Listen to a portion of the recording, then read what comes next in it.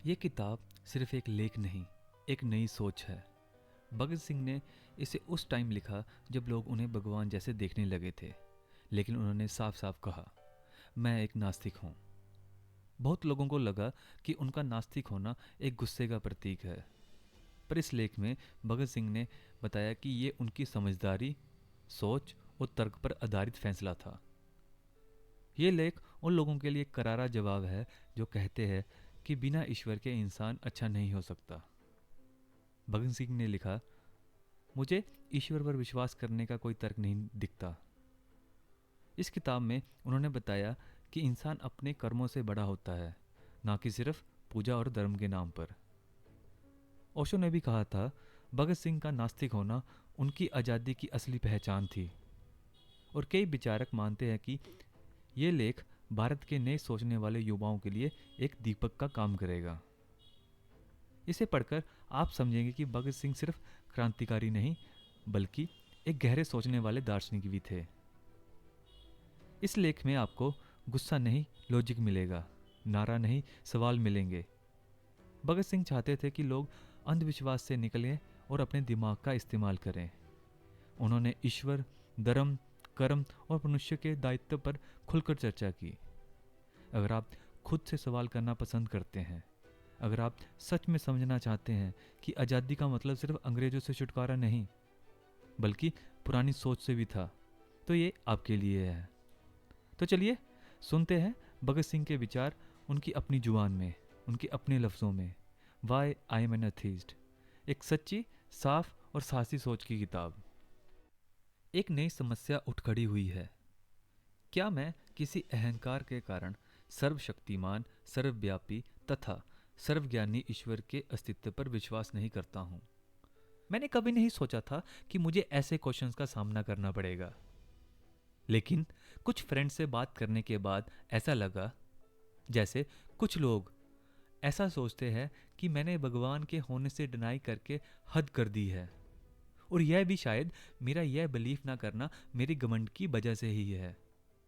यह बात सच में सोचने लायक है। मैं ये नहीं क्लेम करता कि मैं ह्यूमन वीकनेसेस से ऊपर उठ चुका हूँ। मैं एक आम आदमी हूँ, बस इतना ही।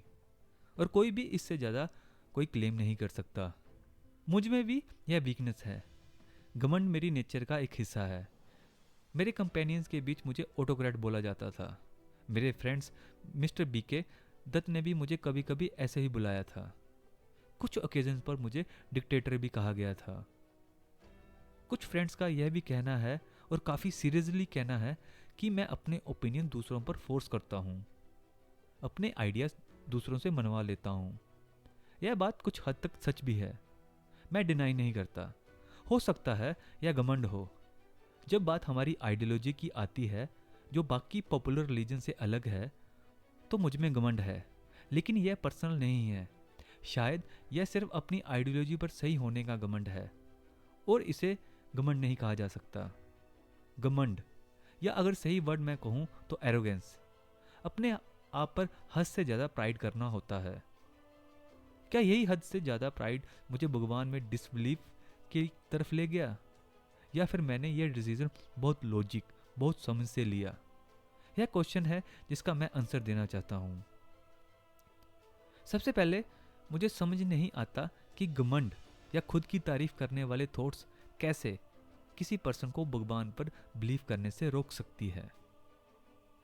मैं किसी बड़े पर्सन की ग्रेटनेस को ना मानने की थॉट रख सकता हूँ, अगर मैंने भी बिना किसी नेसेसरी क्वालिटी के सिर्फ पॉपुलैरिटी पा ली हो। यह बात समझ आती है, लेकिन एक पर्सन जो भगवान को मानता हो, वह सिर्फ अपने घमंड की वजह से कैसे उसमें बिलीव करना छोड़ सकता है? सिर्फ दो तरीके हो सकते हैं। पहला, या तो वह पर्सन खुद को भगवान का राइवल समझने लगे, या फिर वो खुद को भगवान समझने लगे। लेकिन दोनों केसेस में वह असली नास्तिक नहीं बन सकता। पहले केस में तो वह अपने राइवल को एग्जिस्ट करता मान रहा है, और दूसरे केस में वह किसी कॉन्शियस पावर को नेचर के पीछे मानने से डिनाई कर रहा है। वह चाहे खुद को सुप्रीम बीइंग माने या किसी और को, डिफरेंस नहीं पड़ता। बेसिक बात यह है कि उसका बिलीफ है, वह नास्तिक नहीं हो सकता। अब मैं हूँ, मैं इन दोनों कैटेगरी में नहीं आता। मैं तो उस सुप्रीम बीइंग के होने को ही नहीं मानता। मैं क्यों नहीं मानता वो बाद में बताऊंगा। अभी सिर्फ यह क्लियर करना है कि मेरा एथीस्ट बनना, नास्तिक बनना घमंड की वजह से नहीं है। मैं ना ही किसी का राइवल हूँ, ना भगवान की फॉर्म और ना खुद भगवान। एक बात फिक्स्ड है, मेरे नास्तिक बनने के पीछे घमंड का हाथ नहीं है। मेरे कुछ फ्रेंड्स के हिसाब से मैंने घमंड इसलिए पाया है क्योंकि मुझे दिल्ली, मुंबई और लाहौर कॉन्स्पिरेसी केस के लिए कुछ ज़्यादा पॉपुलैरिटी मिल गई। तो चलिए देखते हैं कि क्या उनकी थॉट सही है।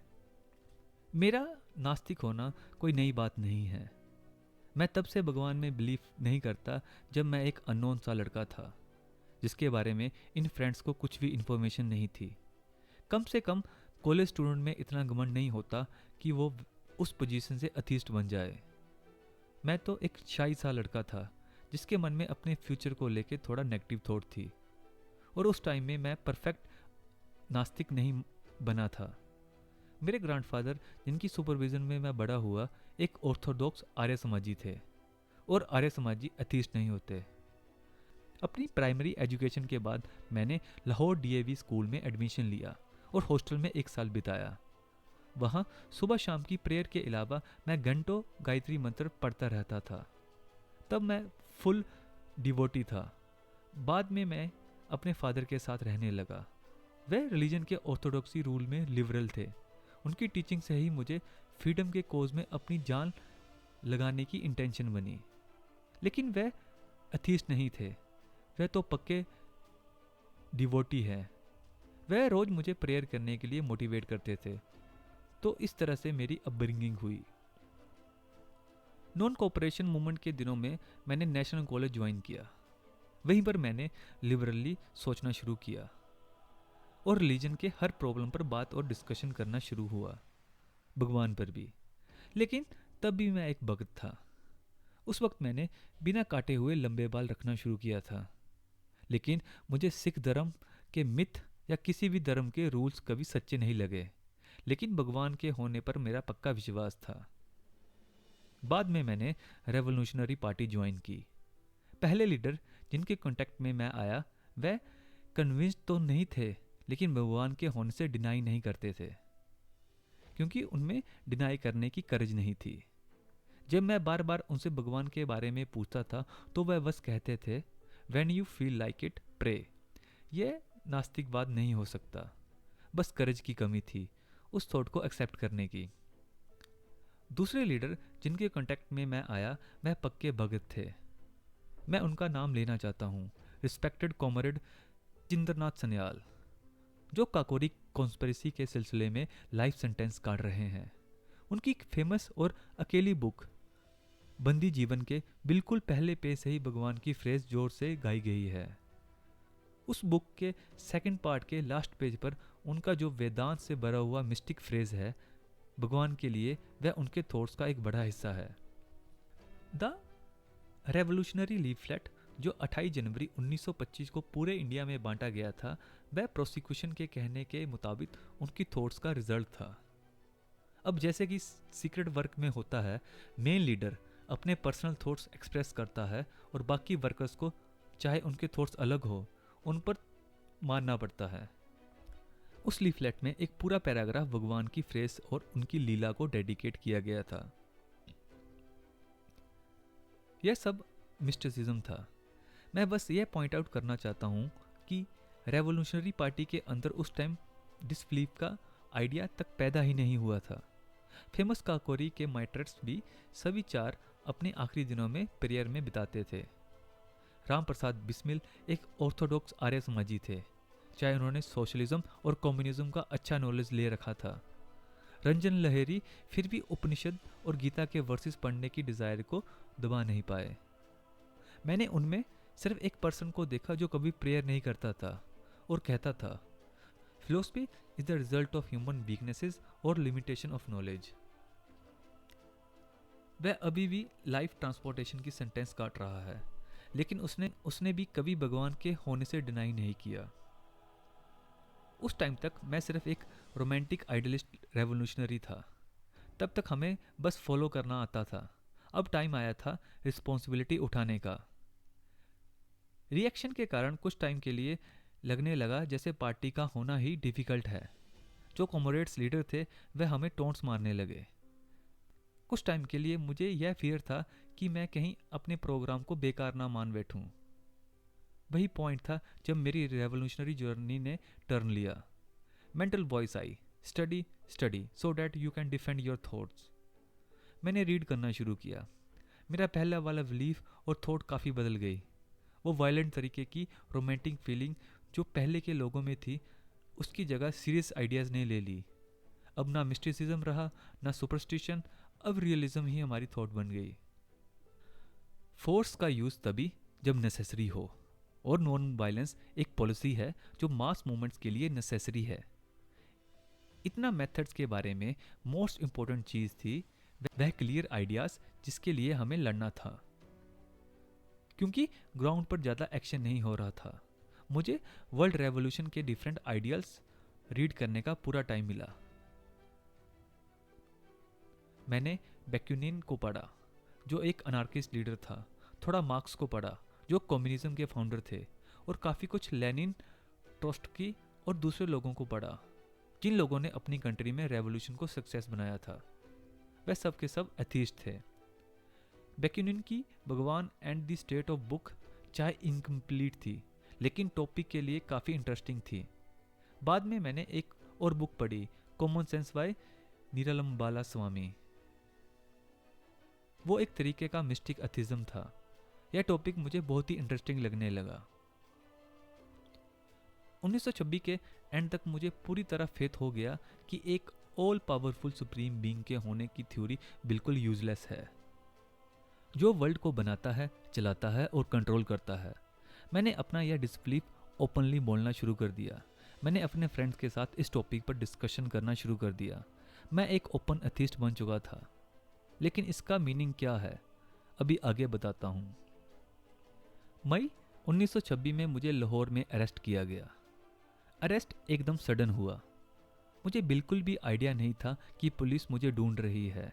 सडनली जब मैं एक गार्डन से गुजर रहा था तो देखा कि पुलिस ने मुझे घेर लिया। मुझे खुद भी सरप्राइज हुआ कि मैं उस टाइम बिल्कुल काम था। ना मुझे कोई शौक लगा और ना ही मैं नर्वस हुआ। मुझे पुलिस कस्टडी में ले लिया गया।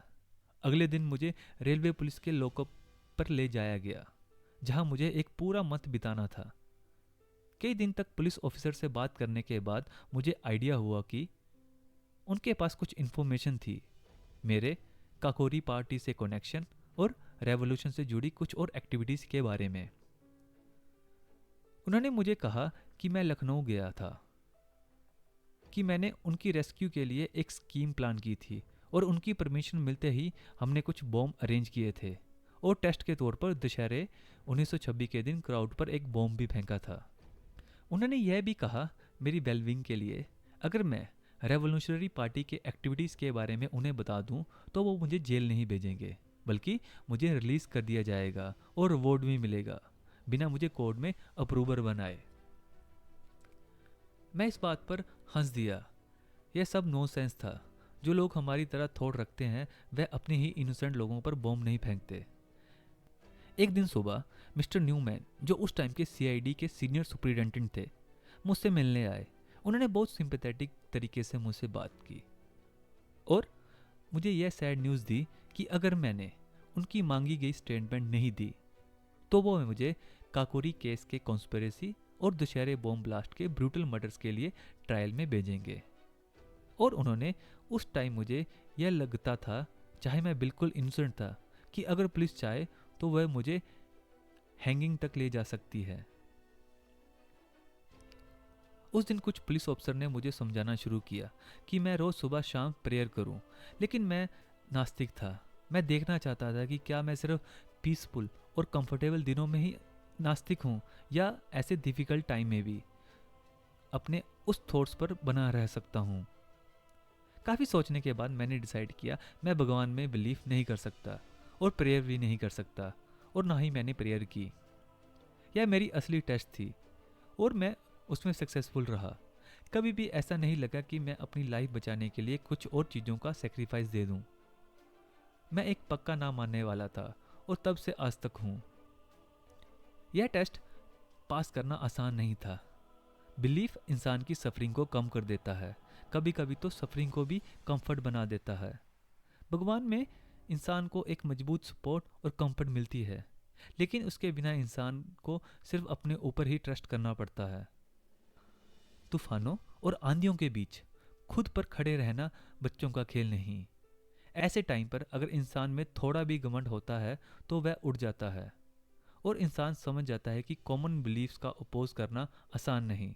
अगर फिर भी वह उन बिलीफ्स का अपोज करता है तो समझना चाहिए कि उसमें सिर्फ घमंड नहीं, कुछ और भी है। मेरी अब भी वही सिचुएशन है।